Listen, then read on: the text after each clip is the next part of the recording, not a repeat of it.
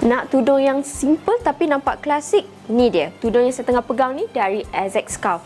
Saya cuba pakai, akak tengok dulu ya. Ni tudung sarung tapi dia macam tudung bawal. Okey, kita sarung dulu. Bahagian awning, tengok ni sangat mudah untuk dibentuk. Kita tarikkan ke belakang, kemaskan dan lipat bahagian kiri dan kanan macam ni.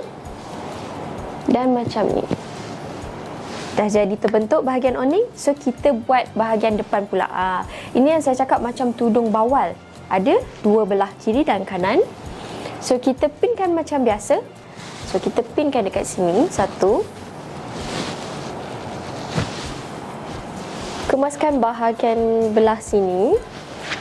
Macam yang sebelah sini. Kita bawakan ke depan balik. Dan kita pinkan dekat atas. Bawa naik atas. Okay, kita pinkan dekat bahagian atas ni. Dan kemaskan dekat sini.